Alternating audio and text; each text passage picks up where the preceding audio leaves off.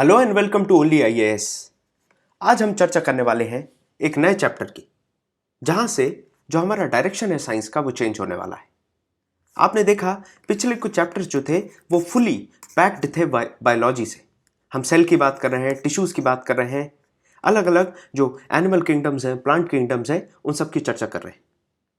अब आप देखेंगे इस चैप्टर से हम शुरू करेंगे फिजिक्स पढ़ना। फिजिक्स की शुरुआत यहां से होगी और ये चैप्टर है मोशन से संबंधित।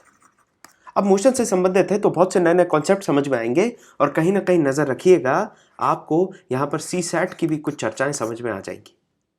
तो शुरू करते हैं आज का discussion. 9th class NCERT science का चैप्टर नंबर 8। देखते हैं ओवरव्यू में हमें क्या क्या सीखने मिलेगा। सबसे पहले हम मोशन के बारे में जानेंगे। मोशन जब स्ट्रेट लाइन में होता है तो कैसे होता है, क्या तरीके होते हैं, क्या चीजें उसके साथ संबंधित है, रेट ऑफ मोशन किस चीज को कहते हैं और हम उसको कैसे मेजर करते हैं, उसके यूनिट्स क्या होते हैं, ये सारी चीजें देखेंगे।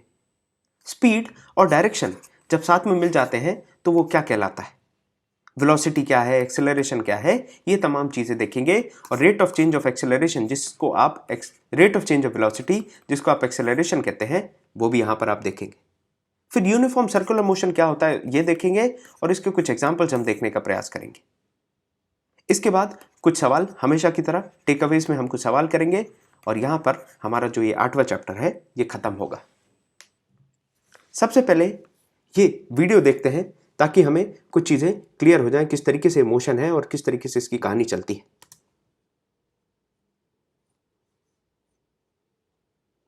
यहां पर आप देख पा रहे हैं ए और बी है। ये ए पॉइंट आपका ओरिजिन का है और यहां पर बी पॉइंट है। ए से बी तक को इस टेबल को खिसकाना है ए पॉइंट से बी पॉइंट तक। जब कोई चीज मूव करती है तो उसको मोशन कहा जाता है। ये चीज आपको क्लियर हो रही? बहुत ही सिंपल सा एग्जांपल था, चाहे आप खुद अपने आप को मूव कर रहे हो या फिर ये टेबल मूव कर रहे हो, ये सारी जो चीजें हैं ये मोशन का एग्जांपल है। अब जरा सा और समझते हैं मोशंस के बारे में। तो जैसे गाड़ी चल रही है वो भी मोशन है, आदमी चल रहा है वो भी मोशन है, चिड़िया उड़ रही है तो वो भी मोशन है। ये पूरी दुनिया जो पृथ्वी घूम रही है, ये तमाम जो आपके प्लैनेट्स हम पढ़ चुके हैं वो घूम रहे हैं, वो सब भी मोशन है। ये देखिए जुपिटर घूम रहा है, ये आपका सैटर्न घूम रहा है, नेपट्यून, यूरेनस, ये सब घूम रहे हैं, ये भी मोशन कर रहे हैं। इनका मोशन लेकिन किस टाइप का मोशन है, ये सवाल आपके दिमाग में आना चाहिए। इनका जो मोशन है ये किस टाइप का मोशन है? सर्कुलर मोशन इसको कहते हैं, जिसके हम एग्जाम्पल्स आगे और देखने वाले हैं। अब जब एक बॉडी या फिर एक कार जो पॉइंट ए से पॉइंट बी तक सीधी लाइन में जा रही है उसको आप कहते हैं मोशन इन स्ट्रेट लाइन। और यहां पर आप देखिए ये जो पोजीशन है ये टाइम के साथ चेंज हो रही है। ये सारी चीजें हम इस चैप्टर में पढ़ने वाले हैं। जैसे जैसे आप ये पॉइंट ए से कार आगे बढ़ती जा रही है उसकी पोजीशन चेंज हो रही है। अगर इसकी वेलोसिटी भी उसी साथ चेंज होगी तो क्या कहेंगे उसको? अगर इसकी वेलोसिटी चेंज नहीं हो रही तब क्या कहेंगे?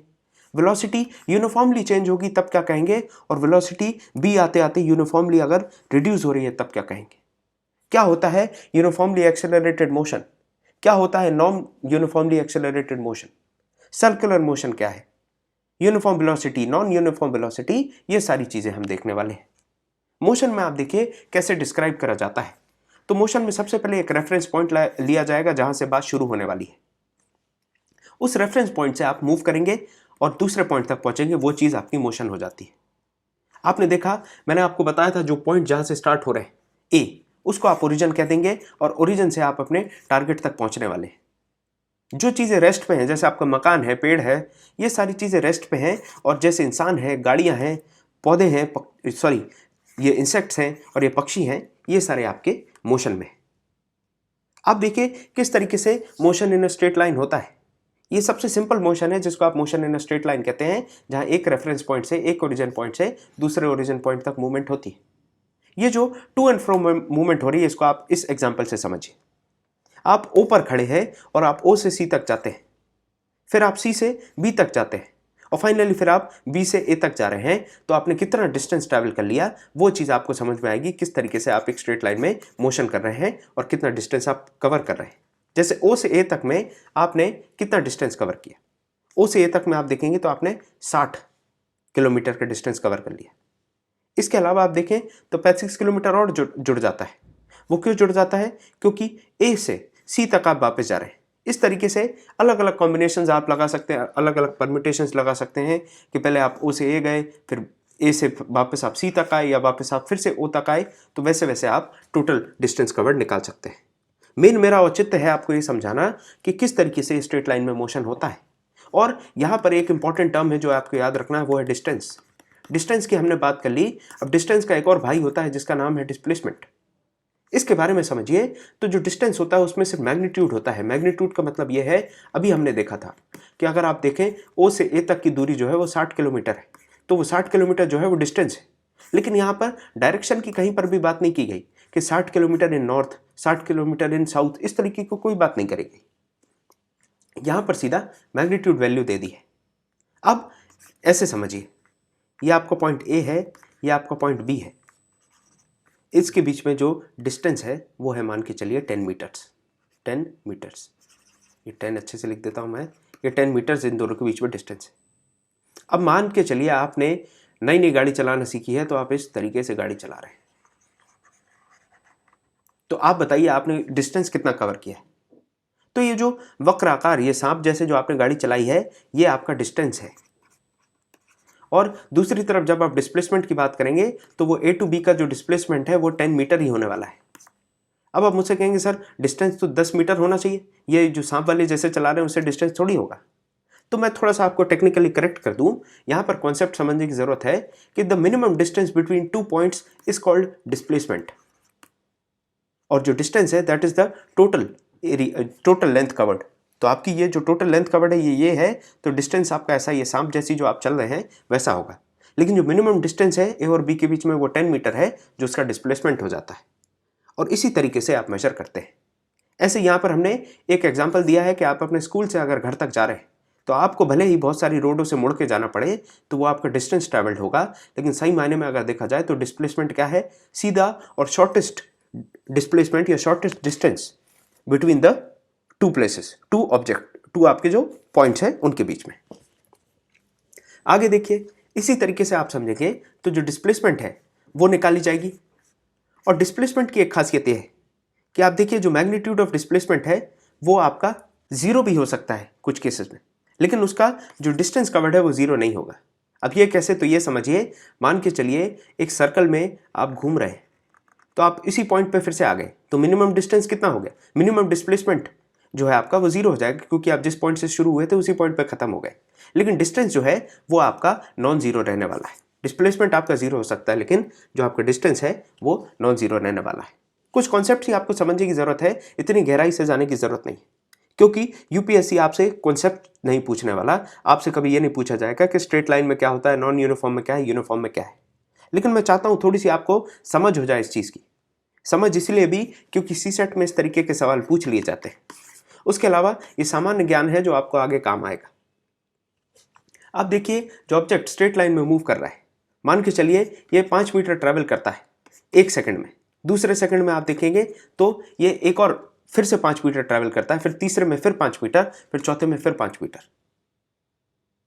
इस तरीके से आपने देखा जो ऑब्जेक्ट है वो 5 मीटर 1 सेकंड में कवर कर रहा है। तो कहीं ना कहीं आपको समझ में आ रहा है कि इक्वल इंटरवल्स में वो इक्वल डिस्टेंस ट्रैवल कर रहा है, और इसी को when a body covers equal distance in equal time is called uniform motion। तो यहां से आपको यूनिफॉर्म मोशन की डेफिनेशन क्लियर हो गई। यहां पर देखिए किस तरीके से ये जो कार है, इसने 4 मीटर 2 सेकंड में चला, फिर अगले 2 सेकंड में 4 मीटर, मतलब 4 से 8, फिर 8 से 12, इस तरीके से चल के ये यूनिफॉर्म मोशन का एग्जाम्पल हमें देखने मिल गया। अब नॉन यूनिफॉर्म के बारे में आप खुद इमेजिन कर सकते हैं। जब यहां पर देखिए 2 सेकंड में 1 मीटर चला, फिर अगले 2 सेकंड में 10 मीटर चल गया, मतलब इन दोनों के बीच का डिफरेंस 9 हो गया। इस तरीके से जब चलने वाला है, मतलब जब distance in the mean time equal distance in equal time वाला चीज़ नहीं आ रही है, तो आप उसको नॉन यूनिफॉर्म मोशन कहते हैं। और ये चीज़ आपकी जनरल लाइफ में आपको देखने मिलती है। जब आप कभी जॉगिंग करते हैं तो एक स्पीड पर ही हमेशा नहीं दौड़ते रहते। जब आप गाड़ी चलाते हैं तो स्पीड में आप भीड़ में भी स्पीड में नहीं चलते जाते हैं, आपको वहाँ पर अपनी स्पीड कम करनी पड़ती है। तो इस तरीके से नॉन यूनिफॉर्म मोशन गवर्न होता है। अब हम देखें कैसे हम ये रेट ऑफ मोशन को कैलकुलेट करते हैं, मेजर करते हैं। तो आप देखेंगे ये जो अमाउंट ऑफ टाइम टेकन है एक पर्टिकुलर डिस्टेंस को कवर करने में, आप उससे पता लगाते हैं कि जो पर्टिकुलर ऑब्जेक्ट है वो फास्ट है या स्लो है। अब मान के चलिए 1 किलोमीटर कोई गाड़ी चला रहे हैं तो वो मान के चलिए आप कि 1 मिनट में वो डिस्टेंस कवर कर रही है, 1 मिनट में 1 किलोमीटर कवर कर रही है। दूसरी गाड़ी आप देखें 1 किलोमीटर वो कवर कर रही है 20 सेकंड्स में। तो इससे आपको समझ में आता है कौन सी गाड़ी फास्ट है और कौन सी गाड़ी स्लो है। इसके बाद आप देखिए अलग अलग जो ऑब्जेक्ट्स होते हैं उनका जो मूविंग या मूवमेंट का जो रेट होता है वो अलग अलग होता है। एक इंपॉर्टेंट तरीका जो आप यूज कर सकते हैं वो इस तरीके से है कि आप डिस्टेंस और टाइम का मेजरमेंट ले लें कि कितना टाइम लगा एक पर्टिकुलर ऑब्जेक्ट को उस पर्टिकुलर डिस्टेंस को कवर करने में। और ये जो डिस्टेंस और टाइम की बात करी जाती है इसी को रेफर करते हैं स्पीड के तौर पे। मतलब कितना डिस्टेंस ट्रैवल किया गया एक ऑब्जेक्ट के द्वारा एक गिवन टाइम में, दैट इज कॉल्ड स्पीड। अब आप देखें ऐसा यूनिट्स की बात करें अगर हम स्पीड के, तो ऐसा यूनिट जो स्पीड का है वो है मीटर पर सेकंड। ये आपको ऐसा यूनिट थोड़े से याद रखने काम आ जाते हैं। साथ में किलोमीटर पर आवर से भी रिप्रेजेंट किया जाता है उसको। जो आपकी स्पीड है ऑब्जेक्ट की ये जरूरी नहीं है हमेशा कांस्टेंट रहे, इसीलिए तो नॉन यूनिफॉर्म मोशन हमने पढ़ा है। और नॉन यूनिफॉर्म मोशन में अगर आपको स्पीड निकाल ली है तो आप स्पीड तो निकाल नहीं सकते, तब आपको मिलता है एवरेज स्पीड। क्योंकि जो अलग अलग स्पीड्स हैं आप उनको इकट्ठा कर लेंगे और जो टोटल टाइम लिया है यहाँ पर देखिए, आप जो एवरेज स्पीड निकालना है तो यहाँ पर आप देखेंगे total time, total distance upon total time लेके आप निकाल सकते हैं। अलग अलग स्पीड की वैल्यूज लेके भी आप उनका upon total number of speed से भी आप एवरेज निकाल सकते हैं। एवरेज आपने निकाला होगा, बहुत ही आसान सा फिनोमेना होता है। जैसे आपको एवरेज निकालना है 3-4 चीज़ों का, तो वो सारी चीज़ें ए प्लस बी प्लस सी मान के चलिए 4 एंट्रीज हैं, इनको आप ले लीजिए और इन चारों एंट्रीज पे 4 एंट्री इसलिए डिवाइडेड बाय 4, तो इससे आपका एवरेज आ जाएगा। तो total distance upon total time से भी आप एवरेज स्पीड निकाल सकते हैं। यहाँ पर आप देखिए एक कार है जो 20 मीटर पर सेकंड की स्पीड से मूव कर रही है, लेकिन एक और कार है जो 20 मीटर पर सेकंड की वेलोसिटी से मूव कर रही है। अब आप मुझसे कहेंगे दोनों तो 20 मीटर प्रति सेकंड है, तो दोनों में फ़र्क क्या है? दोनों में फ़र्क है शब्दों का, यहाँ पर वेलोसिटी है, यहाँ पर स्पीड है। अब आप मुझसे पूछेंगे कि स्पीड और वेलोसिटी में क्या फ़र्क है, तो वो मैं आपको अगली स्लाइड में बताता हूँ। वेलोसिटी का मायना है स्पीड प्लस डायरेक्शन। आप देखेंगे कि वेलोसिटी और स्पीड में सिर्फ डायरेक्शन का फ़र्क है। जो वेलोसिटी है वो आपकी एक वेक्टर क्वांटिटी है और जो स्पीड है वो एक स्केलर क्वांटिटी है जिसमें डायरेक्शन का कोई रोल नहीं है, सिर्फ मैग्नीट्यूड का ही रोल है। यहां से आपको सारी चीजें समझ में आनी चाहिए। ऐसी बहुत सी जगहें होंगी जहां पर स्पीड में बदलाव नहीं आएगा लेकिन डायरेक्शन में चेंज आएगा, इसीलिए वेलोसिटी में चेंज आ जाएगा, क्योंकि जो वेलोसिटी है वो डायरेक्शन और स्पीड दोनों से मिलकर बनती है। ये चीज आपको याद रखनी है। और जिस तरीके से हम एवरेज स्पीड कैलकुलेट करते हैं उसी तरीके से हम एवरेज वेलोसिटी निकाल सकते हैं एक नॉन यूनिफॉर्म मोशन में। कैसे? हम टोटल डिस्प्लेसमेंट लेंगे अपॉन टोटल टाइम लेंगे, उससे आपको एवरेज वेलोसिटी मिल जाने वाली है। इसके अलावा एक और तरीका होता है, अगर आप देखें यूनिफॉर्म रेट में अगर चेंज आ रहा है, यूनिफॉर्मली वेलोसिटी में चेंज आ रहा है, तो आप कैसे इनिशियल वेलोसिटी और फाइनल वेलोसिटी को ऐड करके डिवाइड बाय 2 करेंगे, मतलब एवरेज ले लेंगे आप इनिशियल और फाइनल वेलोसिटी का, तब भी आपको एवरेज वेलोसिटी मिल जाती है। तो ये कुछ सिंपल फॉर्मूले हैं जो आपको याद रखने की जरूरत है। अब एक और कॉन्सेप्ट आता है rate of change of velocity, मतलब change of velocity with respect to time. Velocity जब टाइम के हिसाब से चेंज होती है आप उसी को एक्सेलरेशन कहते हैं। जैसे यहाँ पर आप इस रोलर कोस्टर में देखिए, यहाँ पर आएगा जब वो ऊपर तो वो धीमा हो जाएगा, लेकिन जैसे जैसे नीचे जाएगा वो तेज हो जाएगा, फिर ऊपर आते वक्त फिर से वो धीमा हो जाएगा। तो इस तरीके से वेलोसिटी में समय के साथ जो चेंज आता है उसी को एक्सेलरेशन कहा जाता है। इसके साथ आप देखेंगे जो वेलोसिटी है वो समय के हिसाब से वेरी भी कर रही है, velocity will very with time. तो अगर वेलोसिटी टाइम के साथ वेरी कर रही है तो आपको नॉन यूनिफॉर्म मोशन देखने मिलने वाला है। क्यों? क्योंकि जो वैल्यूज है अलग अलग इंस्टेंस पे अलग अलग वैल्यूज मिल रही है, यूनिफॉर्म इंक्रीमेंट नहीं हो रहा है वेलोसिटी में। आपको एक और बात बता दूं, चेंज इन वेलोसिटी मतलब एक्सेलरेशन जो है किसी ऑब्जेक्ट का एक पर्टिकुलर टाइम इंटरवल में या फिर लिया जाए तो किसी भी टाइम इंटरवल में वो जीरो नहीं होगा। ये चीज आपको कुछ कॉन्सेप्ट्स याद रखने हैं। एक और, जिस तरीके से हमने अब एक फिजिकल क्वांटिटी इंट्रोड्यूस कर दी आपके सामने वेलोसिटी और टाइम के हिसाब से कि change in velocity with respect to time, जिसको हम एक्सेलरेशन कह रहे हैं। यहां पर आप देखेंगे कि ये जो चेंज आ रहा है आपकी वेलोसिटी में ये पर यूनिट टाइम के हिसाब से हो रहा है, तो इसका यूनिट आपको याद रखना है। आपकी वेलोसिटी का यूनिट था मीटर पर सेकंड और यहाँ पर टाइम के साथ चेंज आ रहा है तो यहाँ पर आपका हो जाता है मीटर पर सेकंड स्क्वायर। तो ये यूनिट आपको याद रखना है एक्सेलरेशन का, ये इंपॉर्टेंट हो जाता है। अब एक्सेलरेशन जो है वो अगर पॉजिटिव डायरेक्शन में, मतलब जो स्पीड है जो वेलोसिटी है वो बढ़ रही है तो आप उसको पॉजिटिव एक्सेलरेशन कहते हैं। लेकिन अगर जो स्पीड है या वेलोसिटी जो घट रही है तो आप उसको नेगेटिव एक्सेलरेशन कहेंगे। फॉर्मूला फिर से मैं दोहरा देता हूं, acceleration is change in velocity upon time. आप देखिए यूनिफॉर्मली एक्सेलरेटेड मोशन किसको कहते हैं? जब एक तरीके से जो वेलोसिटी है वो यूनिफॉर्मली बढ़ती ही जा रही है या फिर यूनिफॉर्मली घटती ही जा रही है, तब आप उसको कहते हैं यूनिफॉर्मली एक्सेलरेटेड मोशन। आपको यूनिफॉर्मली एक्सेलरेटेड मोशन का बढ़िया एग्जांपल मिलता है फ्री फॉल में। जब आप फ्री फॉल करते हैं, फ्री फॉल कोई भी बॉडी करती है, तो उसमें यूनिफॉर्मली एक्सेलरेटेड मोशन आपको देखने मिलेगा। आप बड़ी सी बिल्डिंग पर जाइए और उसमें से एक बॉल पकड़ के आप उसकी छत से फेंक दीजिए, तो आपको वो जो बॉल एक्सपीरियंस कर रही है वो यूनिफॉर्मली एक्सेलरेटेड मोशन एक्सपीरियंस कर रही है। जैसे यहाँ पर आप देखिए जो वेलोसिटी है, यहाँ पर आपको देखने मिल रहा है कि 10 मीटर पर सेकंड की थी उसकी वेलोसिटी, फिर 20 मीटर हो गई, फिर 30 मीटर पर सेकंड हो गई। इस तरीके से यूनिफॉर्म एक्सेलरेशन हो रहा है। लेकिन यूनिफॉर्म मोशन में क्या होता है? यूनिफॉर्म मोशन में उसकी वेलोसिटी सेम रहती है। क्यों वेलोसिटी क्यों सेम रहती है? क्योंकि जो डिस्टेंस ट्रेवल किया जा रहा है इन द गिवन टाइम वो सेम रहता है। तो यूनिफॉर्म मोशन और यूनिफॉर्म एक्सेलरेशन का डिफरेंस आपको समझ में आना चाहिए।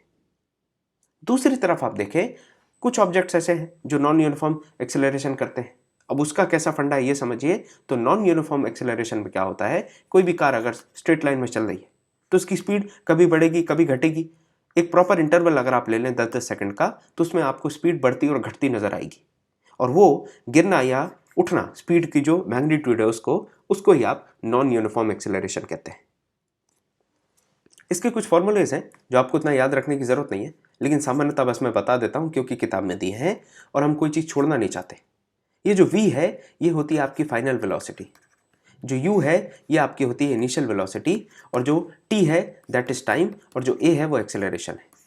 इसके हिसाब से ये तीन जो मेथड्स हैं, इक्वेशन के मेथड्स हैं, ये डिराइव होते हैं। इससे प्रॉपर ग्राफ भी बनते हैं, लेकिन हमें उन ग्राफों को बनाने की जरूरत नहीं है क्योंकि हम 9वीं का एग्जाम नहीं दे रहे हैं एनसीईआरटी का, हमें 9th क्लास का तो पेपर देना नहीं है। यूपीएससी में ये सारी चीजें इतनी गहराई से नहीं पूछी जाती है। तो ये चीज मैंने आपको बता दी, u is equals to initial velocity, v is equals to final velocity, a is acceleration and t is time. आप चाहें वो इक्वेशंस देख सकते हैं। अब हम बात करें यूनिफॉर्म सर्कुलर मोशन की, तो वेलोसिटी जो है ऑब्जेक्ट की वो चेंज हो रही है। वो कैसे चेंज हो रही है? वो चेंज हो रही है जब कोई ऑब्जेक्ट मूव कर रहा है, और जब कोई ऑब्जेक्ट मूव करता है वेलोसिटी में बदलाव आता है, उसी को आप कहते हैं एक्सेलरेशन। यहां पर वेलोसिटी दो तरीके से बदल सकती है, जैसा मैंने आपको बताया था कि velocity is equal to speed plus direction. तो वेलोसिटी में चेंज हो सकता है या तो स्पीड में तब्दीली आए, स्पीड कम या ज्यादा हो, या फिर डायरेक्शन में बदलाव आए, तब भी आपको समझ में आएगा कि वेलोसिटी में चेंज आ रहा है। जैसे एग्जांपल ले लीजिए आप कि एक एथलीट जो है वो एक कांस्टेंट वेलोसिटी से या फिर कांस्टेंट मैग्नीट्यूड ऑफ वेलोसिटी से एक सर्कुलर पाथ में घूम रहा है। अगर वो एक सर्कुलर पाथ में दौड़ रहा है तो इससे आप समझिए उसकी वेलोसिटी में चेंज आएगा, लेकिन उसकी स्पीड में चेंज नहीं आएगा, क्योंकि स्पीड जो है उसका मैग्नीट्यूड कांस्टेंट है, लेकिन उसकी जो वेलोसिटी है उसमें डायरेक्शन भी तो आता है। और सर्कुलर पाथ में आप हमेशा समझते हैं इस तरीके से, हमेशा हर पॉइंट पे डायरेक्शन चेंज करते हुए दिखता है। डायरेक्शन जो होगा वो टेंजेंशियल होगा। तो जो एथलीट है वो हर पॉइंट पे अपना डायरेक्शन चेंज कर रहा है, तब जाके वो एक सर्कल फॉर्म कर पा रहा है। इस तरीके से ये भी एग्जांपल्स हैं आपके। रेक्टेंगुलर ट्रैक है, उसमें उसको किस तरीके से डायरेक्शन चेंज करने हैं, तो यहाँ डायरेक्शन चेंज मतलब चेंज इन वेलोसिटी। मैग्नीट्यूड भले सेम रखे, लेकिन अगर डायरेक्शन चेंज करा मतलब वेलोसिटी में चेंज आ रहा है। उसी तरीके से यहाँ पर भी देखें डायरेक्शन में चेंज है हर जगह। ऑक्टागोनल शेप में देखें, सर्कुलर शेप में देखें, हर जगह जैसे जैसे ये कॉर्नर्स बढ़ते हैं सर्कुलर में आते तक maximum number of times direction को चेंज करने की जरूरत पड़ेगी, मतलब maximum number of times velocity में चेंज देखने मिलेगा एक सर्कुलर ट्रैक में। उसी तरीके से जैसा हमने एथलीट की बात की, उसी तरीके से आपके जो प्लैनेट्स हैं वो भी घूम रहे हैं, प्लैनेट्स का जो मोशन है वो भी है। और जब वेलोसिटी चेंज हो रही है रेगुलर बेसिस पे, वेलोसिटी क्यों चेंज हो रही है? क्योंकि डायरेक्शन चेंज हो रहा है, तो इसी को तो आप कहेंगे एक्सेलरेशन। और इसी वजह से ये जो सर्कुलर पाथ में एक एथलीट मोशन करता है उसको आप कहते हैं एक्सेलरेटेड मोशन। जब एक ऑब्जेक्ट मूव करता है सर्कुलर पाथ में यूनिफॉर्म स्पीड के साथ, तो वही जो सर्कुलर मोशन है वो यूनिफॉर्म सर्कुलर मोशन हो जाता है। तो आपको दो चीज़ें याद रखनी है, यूनिफॉर्म नॉन यूनिफॉर्म, फिर एक्सेलरेटेड मोशन में non uniform accelerated motion and uniform accelerated motion. अगर रियल टाइम कंडीशंस में आप बात करें तो नॉन यूनिफॉर्म मोशन ही आपको दिखेगा। कभी भी आप ऐसा नहीं करते कि आपने घर से जो बाइक उठाई उसको फुल एक्सेलरेटर में लेके आप अपने जहाँ तक आपको पहुँचना है वहाँ चले गए। बीच में आप उसकी स्पीड को भी डाउन करेंगे, बीच में आप ब्रेक भी लगाएंगे और तमाम चीज़ें आप करेंगे। तो ये छोटा सा डिस्कशन था, इतना बड़ा कोई टॉपिक नहीं है मोशन, थोड़ा सा आइडिया होगा ज़्यादा अच्छा रहता है। तो यहाँ पर आपके सामने स्लाइड है, वीडियो को पॉज करें और इन स्लाइडों के जवाब देने का प्रयास करें। उम्मीद करता हूँ आपने सवाल का जवाब बना लिया होगा। पहला सवाल है, which of the following statements is correct regarding velocity and speed of a moving body. पहला ऑप्शन है, velocity of a moving body is always higher than its speed. ये तो चीज़ नहीं जम रही, हमें सीधा सीधा पता है velocity is equals to speed plus direction. दूसरा स्टेटमेंट है, speed of moving body is always higher than its velocity, तो ये भी नहीं जम रहा है। तीसरा ऑप्शन है, speed of moving body is its velocity in a given direction, तो स्पीड के अंदर वेलोसिटी और डायरेक्शन नहीं होते, वेलोसिटी के अंदर स्पीड और डायरेक्शन होते हैं। डी ऑप्शन है, velocity of moving body is its speed in a given direction, तो यही हमारा आंसर होता है, velocity is equals to speed plus direction. ये हम पहले ही देख चुके हैं, आसान सा सवाल था। दूसरे पे आए, दूसरा सवाल है, which of the following is most likely not a case of uniform circular motion. आप देखिए, motion of earth around sun, motion of a toy train on a circular track, motion of a racing car in a circular track और motion of our hand on a dial of a clock. तो सबसे पहले uniform circular motion का अर्थ क्या है? मतलब यहां पर आप देखेंगे, इक्वल टाइम में एक फिक्स टाइम इंटरवल में जो डिस्टेंस ट्रैवल करा जा रहा है या जो वेलोसिटी है वो हमेशा वैसी ही रहने वाली है, वेलोसिटी में कोई चेंज नहीं आने वाला है विद टाइम। तो वो चीज़ें कहाँ हो रही? सन में आप देखेंगे जो अर्थ है उसकी वेलोसिटी में कोई चेंज नहीं आ रहा है, उस तरीके से वो चलती जा रही, यूनिफॉर्म जो मूवमेंट है वो हो रही है। दूसरी तरफ आप देखेंगे यहाँ पर जो टॉय ट्रेन है उसकी भी रफ्तार में कोई तब्दीली नहीं आती, वो जिस रफ्तार से चल रही उसी रफ्तार से चलती है खिलौने वाली ट्रेन। साथ में आप देखिए, जो घड़ी के कांटे हैं वो भी अपनी रफ्तार से चलते हैं, ऐसा नहीं होता कि जो आपका 5 से 6 कम समय में हो गए और 6 से 7 में 2 घंटा लगा दिया। तो घड़ी भी जो है वो निर्धारित समय से फिक्स एक वेलोसिटी से मूव करते हैं घड़ी के कांटे। सिर्फ एक चीज़ है कि रेसिंग कार जो होती है वो अगर सर्कुलर ट्रैक में चल रही है तो उसकी रफ्तार में गिरावट भी आएगी और इंक्रीमेंट भी होगा। तो यहां पर आपका आंसर हो जाता है सी फॉर कैट। अगला सवाल देखें। अगला सवाल है, in a free fall the velocity of a stone is increasing equally in equal intervals of time under the effect of gravitational force of the earth, then what can you say about the motion of the stone, whether the stone is having. तो stone किस तरीके का motion करेगा ये हमसे पूछा जा रहा है, और ये मैंने आपको बताया भी था कार के एग्जाम्पल से कि पहले इंटरवल में 10 मीटर पर सेकंड, दूसरे में 20 मीटर पर सेकंड वेलोसिटी और तीसरे में 30 मीटर पर सेकंड वेलोसिटी, मतलब यूनिफॉर्मली एक्सेलरेटेड मोशन हो रहा है। और मैंने आपको बताया भी था कि अगर कोई बॉल आप फेंकते हैं किसी बालकनी से ऊंची बिल्डिंग के तो वो भी फ्री फॉल एक्सपीरियंस करती है, जो कि एक यूनिफॉर्म एक्सेलरेटेड मोशन होता है। हम ऑप्शंस फिर से पढ़ दें, कांस्टेंट स्पीड तो नहीं होगी क्योंकि यहीं पर इन्होंने कह दिया है कि ये जो वेलोसिटी है स्टोन की ये इंक्रीज हो रही है इक्वली, तो कांस्टेंट स्पीड कैसे रहेगी। और इंक्रीज इनने खुद बोल दिया, तो रिटार्डेशन कैसे होगा? रिटार्ड का मतलब होता है धीमा होना, डी एक्सेलरेशन या नेगेटिव एक्सेलरेशन को आप रिटार्डेशन भी कहते हैं, वो चीज़ भी नहीं होगी। नॉन यूनिफॉर्म एक्सेलरेशन भी नहीं होगा, क्यों? क्योंकि ये कह रहे हैं इंक्रीजेस इक्वली, इक्वल मतलब यूनिफॉर्म, तो नॉन यूनिफॉर्म तो पहले ही कट जाना चाहिए। ये तीनों जब कट जाते हैं तो आपके पास ऑप्शन आता है ए फॉर एप्पल। यहां पर हमारा डिस्कशन खत्म होता है। इस छोटे से बाउल को देखें और यहाँ पर दो इंपॉर्टेंट एस्पेक्ट्स हैं जो आप इस पर्टिकुलर पिक्चर से ले सकते हैं। पहला तो ये कि जो फिशेज हैं ये मोशन कर रही है, तो ये हमारे चैप्टर से संबंधित है। और दूसरा, ये जो फिशेज हैं ये अपने थ्रेशोल्ड को क्रॉस करने की कोशिश कर रही हैं। They are challenging their limits, they are trying to break the glass ceiling, जो आप सबको अपने जीवनों में करना है। तो यहाँ पर हमारा ये जो पर्टिकुलर लेक्चर है ये समाप्त होता है।